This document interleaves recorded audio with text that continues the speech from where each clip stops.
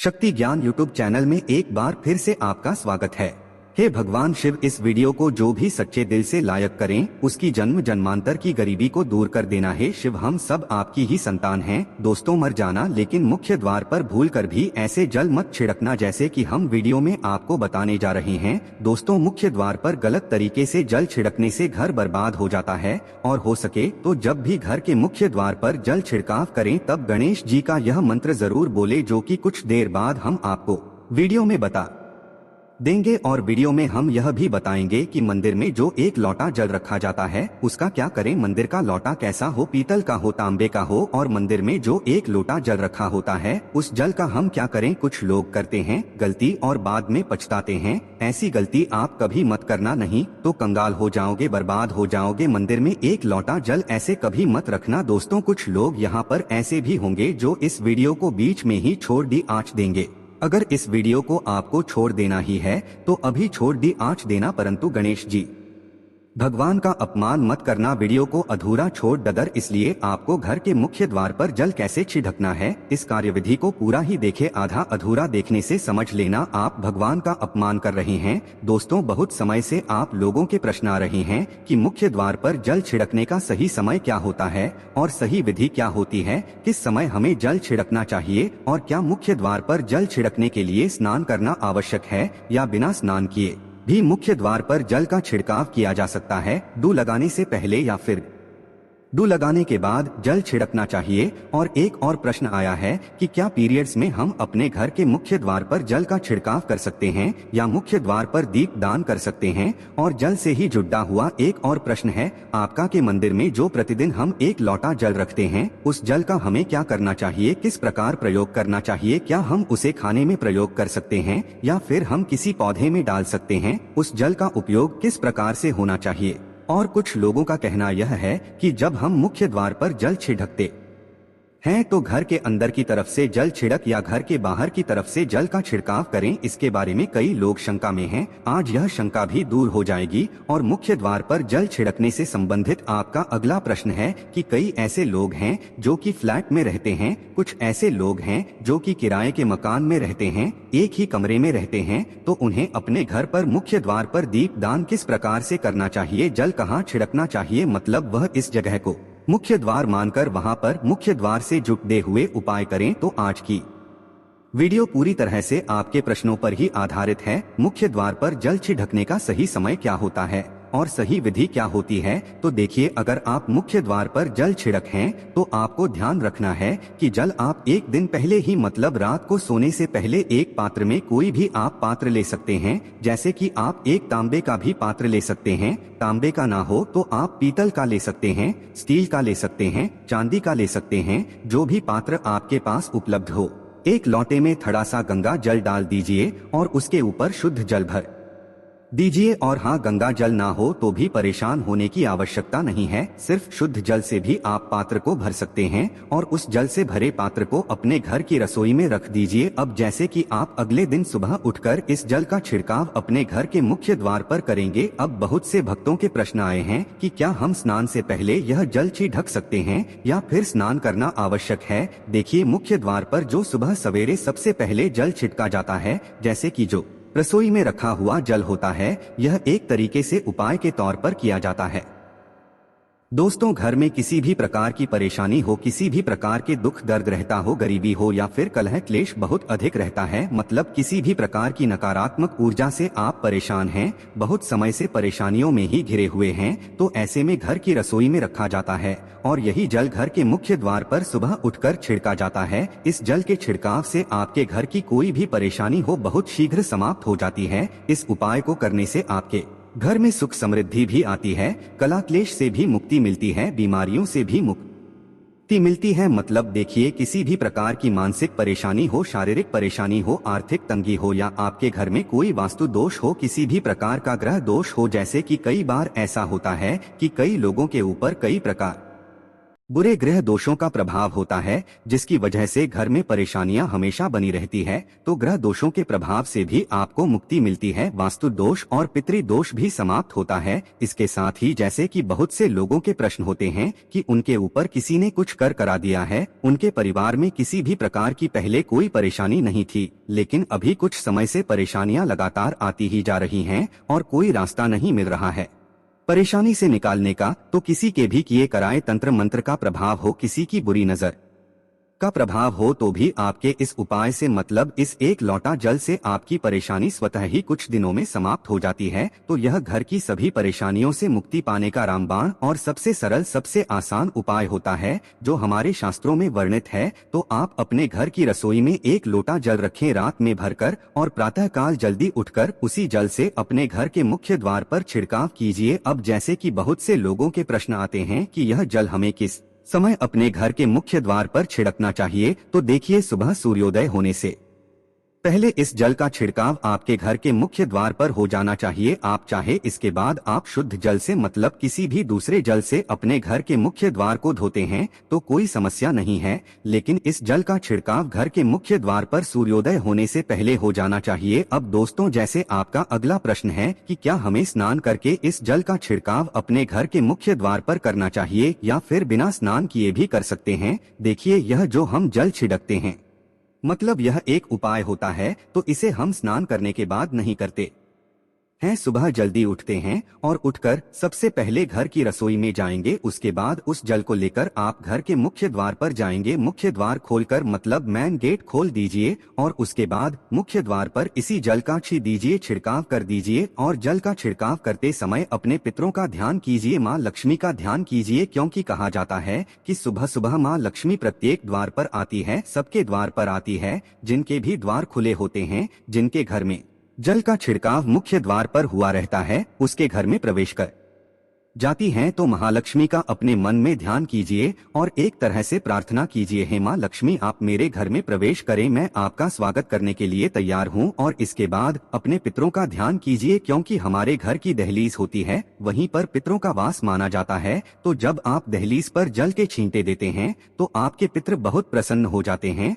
और उनका आशीर्वाद भी आपको प्राप्त होता है। तो सुबह जो आप जल छिड़के, इसके लिए स्नान करने की आवश्यकता नहीं है, बिना स्नान किए भी कर सकते हैं। दोस्तों, वीडियो में आगे बढ़ने से पहले आपसे छोटा सा निवेदन है कि कमेंट बॉक्स में जय माँ लक्ष्मी अवश्य लिखें। महालक्ष्मी जी, जो भी भक्त इस वीडियो को देख रहा है उसके घर में सुख समृद्धि आए, उसके घर में कोई भी परेशानी नहीं आए और पूरा परिवार सुख शांति से अपना जीवन या करें। दोस्तों, अगर तुम में से कोई महालक्ष्मी जी को मानता है तो अगर सच में ही भक्त हैं, आप इस वीडियो को लाइक कर कमेंट बॉक्स में एक बार जय महालक्ष्मी लिख देना और उसके मन में जो भी मनोकामना है वह पूरी कर देना। अब दोस्तों, आपका अगला प्रश्न है कि क्या झाड़ू लगाने के बाद हमें जल का छिड़काव करना चाहिए या फिर झाड़ू लगाने से पहले भी जल का छिड़काव कर सकते हैं। तो देखिए, जैसे मैंने आपको पहले ही बताया था कि उठने के बाद सबसे पहला कार्य जो आपको करना है वह जल का छिड़काव ही करना है, उसके बाद आप झाड़ू लगा सकते हैं। लेकिन एक चीज का ध्यान रखिए, जब हम सोकर उठते हैं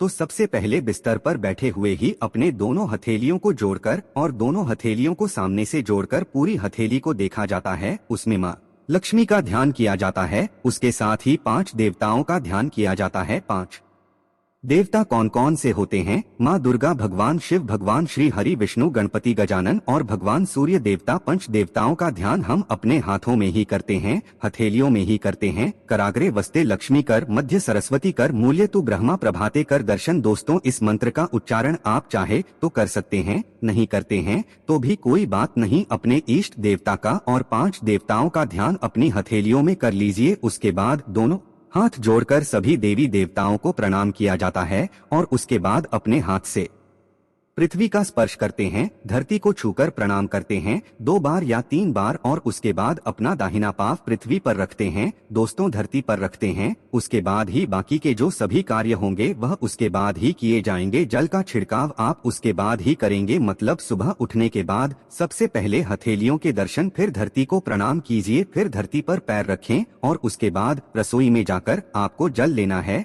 और घर का मुख्य द्वार खोलकर मुख्य द्वार पर जल का छिड़काव करना है, माँ लक्ष्मी का और अपने पितरों का ध्यान करना है। उसके बाद आप अपने घर में आ जाएंगे और उसके बाद जो भी आपकी रूटीन वर्क होते हैं, मतलब डू लगाएंगे या फिर आप स्नान करेंगे, यह सभी कार्य उसके किए जाएंगे। और अब जैसे कि कई लोगों के प्रश्न आते हैं कि जब हम जल का छिड़काव करते हैं क्या उसी समय हम घर के मुख्य द्वार पर जाट डू लगाकर और पानी डालकर क्या हम मुख्य द्वार की अच्छे से सफाई कर सकते हैं? जी हाँ, बिल्कुल कर सकते हैं। पहले आप जो रसोई में रखा हुआ जल है उस जल का छिड़काव कर दीजिए, उसके बाद और भी पानी डालकर, मतलब अगर आपके पास जल और उपलब्ध है तो और जल लेकर और घर के मुख्य द्वार की अच्छी तरह से झाड़ू से या कैसे भी सफाई कर सकते हैं। और कई लोगों के प्रश्न आए हैं कि हम किसी फ्लैट में रहते हैं या फिर किसी ऐसे कमरे में रहते हैं, किराए के कमरे में, कि हमारे पास एक ही कमरा है, तो हम जल का छिड़काव या फिर दीप दान कहां पर करें, किसे हम अपना मुख्य द्वार माने? देखिए, जो आपका अपना कमरा है या फिर जो फ्लैट है आपका, जहां पर आपका नेम प्लेट लगा हुआ है, आप उसी स्थान पर दीप दान करेंगे और उसी स्थान पर आपको जल का छिड़काव करना है। मतलब जहां पर अगर एक ही कमरे का मकान है तो आपके कमरे का दरवाजा है, वहीं पर आपको थोड़ा सा जल छिड़कना है और वहीं पर आप दीप दान भी करेंगे। जो कि मुख्य द्वार से जुड़े हुए उपाय होते हैं वो आप अपने घर के, मतलब जो अपना कमरा है उसके बिल्कुल दरवाजे के पास ही करेंगे। और आपका अगला प्रश्न है कि क्या पीरियड में हम अपने घर के मुख्य द्वार पर जल का छिड़काव कर सकते हैं, दीप दान कर सकते हैं? देखिए, जल का छिड़काव करने के लिए पीरियड हो या ना हो उससे कोई फर्क नहीं पड़ता, जल का छिड़काव कर सकते हैं। रही बात दीप दान की, तो दीप दान देखिए कार्मिक पूजा में आ जाता है और कार्मिक पूजा हम बिना शुद्ध हुए नहीं कर सकते हैं, मतलब पीरियड समाप्त होने के बाद ही आप कर सकते हैं। दोस्तों, बाकी जल का छिड़काव आप कभी भी कर सकते हैं, पीरियड्स में भी कर सकते हैं, कोई समस्या नहीं है।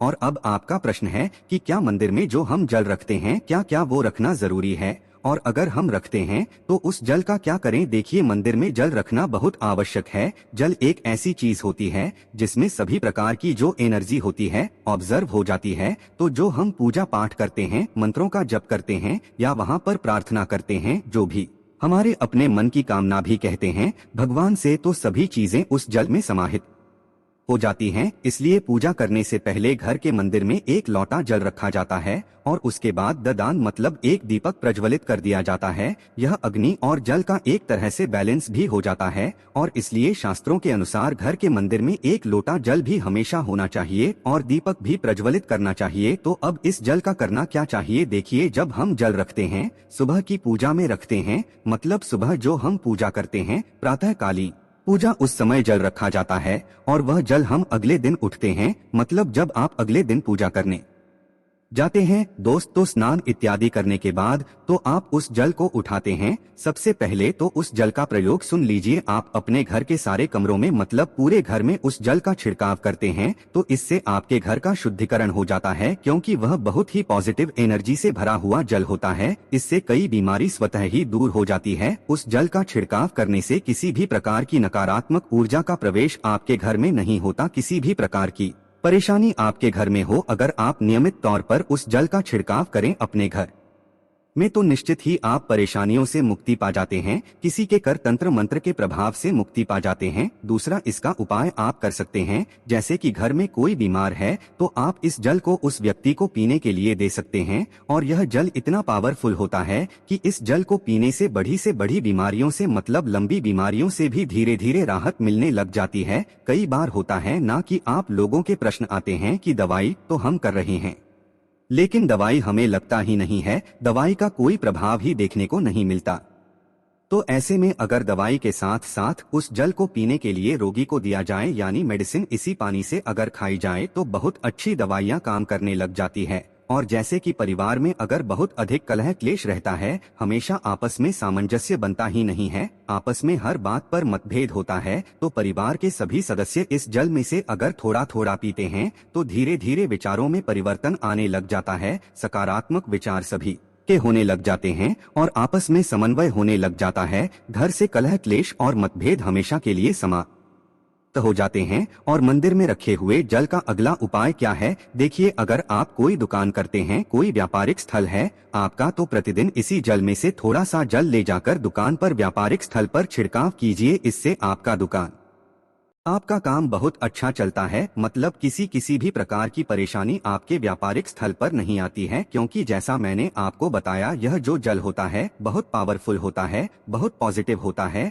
अब मंदिर में रखा एक लोटा जल पावरफुल और पॉजिटिव से भरा क्यों होता है, क्यों इसमें सकारात्मक ऊर्जा का भंडार होता है, आइए जानते हैं। देखिए, जल जो होता है अमृत हुआ, मीठे मीठे फल हुए, भोजन हुआ, अनाज हुआ, उससे भी बढ़कर माना जाता है। देवी देवता आपके दिए हुए इसी जल को ग्रहण करते हैं। मंदिर में एक लोटा जल रखना उतना ही जरूरी है जितना आप सुबह दोपहर शाम का भोजन करते हैं। जब हम भगवान की पूजा करते हैं और तांबे के पात्र में या पीतल के पात्र में एक लोटा जल जरूर रखते हैं। जल जो होता है सागर रूपी होता है और यही सागर आपकी नैया पार लगता है। मंदिर में एक लोटा जल रखने का कारण एक और यह होता है कि जो लोग भगवान को डेली भोजन नहीं करा सकते तो वह मंदिर में एक लोटा जल रखते हैं ताकि भगवान इसे ग्रहण करें और यह जल रूपी प्रसाद इसके अगले दिन यह सुबह के समय आप प्रसाद समझकर ग्रहण करें। लेकिन याद रहे, मंदिर में रखा लौटा जल कभी भी तुलसी में अर्पित नहीं करना चाहिए। उसके लिए आप अलग से तांबे के पत्र से तुलसी में जल अर्पित कर सकते हैं, क्योंकि यह जल सभी देवी देवता ग्रहण करते हैं, तो इसीलिए तुलसी में डालना वर्जित है। लेकिन हाँ, अगर आपके घर में लड्डू गोपाल है, राधा कृष्ण है और आप एक लोटा जल उनके लिए अर्पित करते हैं तो आप अगले दिन यानी सुबह के समय वह जल तुलसी में चढ़ा सकते हैं। मंदिर में जो एक लोटा जल रखा होता है उसके अगले यानी सुबह के समय आप इस जल से अपनी आंखें जरूर धोया करें। इससे आंखों में रोशनी बढ़ती है और आंखों में जितनी भी बीमारी आ जाती है वह दूर होती है। शास्त्रों के अनुसार जो लोग मंदिर में एक लोटा जल भरकर नहीं रखते तो उनके घर में अकाल पड़ जाता है, घर कंगाल हो जाता है, बर्बाद हो जाता है, परिवार में मुसीबतें आ जाती हैं और गरीबी का आगमन हो जाता है। आप चाहें तो एक लोटा जल में पुष्प आदि डालकर रख सकते हैं, बहुत ही शुभ माना जाता है। मंदिर में जो जल रखा जाता है उससे हम और क्या क्या कर सकते हैं, आइए जानते हैं। तो इस जल का छिड़काव करने से बहुत सारी परेशानियां स्वतः ही समाप्त हो जाती हैं। जैसे अगर आपके दुकान पर किसी की नजर लगी है, बहुत से लोगों के प्रश्न आते हैं कि हमारे काम को किसी ने बांध दिया है, मतलब किसी की बुरी नजर ऐसी लग गई है कि पहले तो दुकान बहुत अच्छी चलती थी अब नहीं चल रही है, तो आप इस उपाय को कर सकते हैं। निश्चित ही बहुत जल्द ही आपको परेशानियों से मुक्ति मिल जाती है और दिन दुगुनी रात चौगुनी आपके व्यापार में तरक्की होती है। और हाँ, मंदिर में रखे हुए जल को आप अपने घर की रसोई में खाना बनाने में पीने में भी प्रयोग कर सकते हैं। लेकिन खाना बनाने में प्रयोग तभी कीजिए जबकि आपके घर में बिल्कुल सात्विक भोजन बनता हो, मतलब लहसुन प्याज अगर आपके घर में बनता हो तो खाना बनाने में इस जल का प्रयोग नहीं किया जा सकता है। फिर आप इस जल को थोड़ा थोड़ा परिवार के सदस्य मिलकर ग्रहण कर सकते हैं और बचे हुए जल को आप अपने घर में पौधों में डाल सकते हैं। तो देखिए, ऐसा नहीं है कि मंदिर पर रखा हुआ जल बेकार होता है, किसी काम का नहीं होता है। बहुत सारे उपयोग इस जल के होते हैं और वैज्ञानिक तौर पर जब पानी और तांबे का मिलन होता है तब वह पानी अमृत हो जाता है। इस पानी को पीने के बाद यानी कॉपर वाला शरीर के लिए अत्यधिक गुणवान है, बलवान है। इस कारण भी आप यह जल पिए, लेकिन जल तांबे के लोटे में ही होना चाहिए। अगर हम सही तरीके से प्रयोग करें तो अपने जीवन की बहुत सारी परेशानियों का समाधान मात्र इस एक लोटा जल से हम कर सकते हैं। तो ध्यान रखिए कि मंत्रों से अभिमंत्रित जल बहुत महत्वपूर्ण होता है, बहुत शक्तिशाली होता है और हमारे घर के मंदिर पर रखा हुआ जल देवताओं का आशीर्वाद होता है, क्योंकि पूरे समय वह देवताओं के पास होता है। देवी देवता वहां पर रहते हैं तो उस जल में हर प्रकार की शक्ति समाहित होती है जो कि सकारात्मक शक्तियां होती है। और इस जल का प्रयोग अगर हम सही तरीके से करते हैं, मतलब उसको पीने में करते हैं, खाना बनाने में करते हैं, घर में जल का छिड़काव करने में करते हैं, तो इससे हमारी समस्याओं का समाधान होता है। और अगर कोई भी कार्य नियमित तौर पर मतलब प्रतिदिन किया जाता है तो उसका हमें लाभ प्राप्त होता है। कभी कभी करेंगे तो निश्चित ही आपको उतना लाभ दिखाई नहीं देगा, लेकिन अगर आप नियम बना लेंगे कि हर रोज उसी जल से घर में छिड़काव करना है, घर में प्रत्येक व्यक्ति को थोड़ा थोड़ा पीने के लिए देना है, बचे हुए जल को पौधों में डाल दीजिए, दुकान पर छिड़क दीजिए, अपने घर के व्यापारिक स्थल पर छिड़काव कीजिए, बच्चों की बुक्स शेष में, अपने घर की तिजोरी में, हर जगह इस जल का छिड़काव कीजिए और नियमित तौर पर कीजिए। चमत्कार आपको निश्चित ही देखने को मिलेगा। इसी प्रकार से जो रसोई में रखा हुआ जल होता है उसका छिड़काव अपने घर के मुख्य द्वार पर कीजिए तो इसका भी आपको लाभ बहुत ही शीघ्र दिखाई देगा, लेकिन इसे अपने रूटीन में शामिल करना होगा। प्रतिदिन नियम से यह कार्य करना होगा, तभी आपको लाभ देखने को मिलेंगे। और हाँ, कई लोगों के प्रश्न आते हैं कि मंदिर पर जो रखा हुआ जल होता है, तो जब हम अगले दिन उठाते हैं तो उसमें कई बार कुछ चीजें भी आठ जाती हैं, कोई कीड़े मकोड़े पड़ी दिए जाते हैं क्योंकि खुला होता है। तो क्या हम उसे ढक सकते हैं? जी हाँ, बिल्कुल ढक सकते हैं। जब आप पूजा करते हैं सुबह के समय, तो जब तक पूजा कर रहे हैं, जब तक मंत्रोच्चारण कर रहे हैं, तब तक जल खुला रखिए। और उसके बाद जैसे कि आप पूजा पर से उठते हैं तो उससे पहले जल को किसी भी प्लेट से या कटोरी से ढक दीजिए। फिर जब आप अगले दिन उस जल को उठाएंगे तो बिल्कुल शुद्ध और साफ सुथरा जल आपको मिलेगा, और उस जल का प्रयोग आप अपने किसी भी कार्य में कर सकते हैं। और दोस्तों, आप जब भी घर के मुख्य द्वार पर जल छिड़काव करें तो गणेश जी भगवान का यह मंत्र जरूर बोले, ओम गणपते नमः। और जो हमने आपको वीडियो में बताया है उसे ध्यानपूर्वक अच्छी तरीके से समझकर अपने घर के मुख्य द्वार पर जल का छिड़काव करें। हे माता लक्ष्मी, इस वीडियो को जो भी लाइक करें उसकी गरीबी दूर कर देना, उसको भाग्य का साथ देना। जय माता लक्ष्मी।